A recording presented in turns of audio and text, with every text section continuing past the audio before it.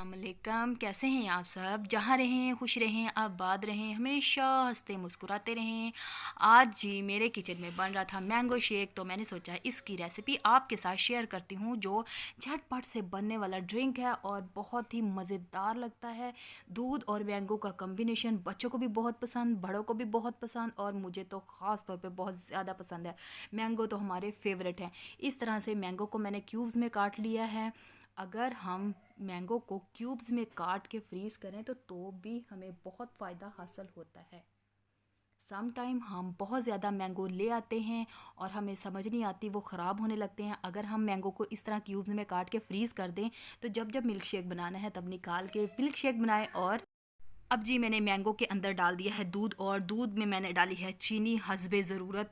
अगर आपको चीनी ज़्यादा पसंद है तो ज़्यादा डाल लें, वैसे मैं नॉर्मल ही चीनी डालती हूँ। और अब मैं इसके अंदर डालूँगी आइस क्यूब्स। और ये जी ठंडा यह करेगा, और मैंगो का शेक हो ठंडा ना हो फिर तो मज़ा ही नहीं आता। और अब मैंने किया इसको अच्छी तरह से ब्लेंड।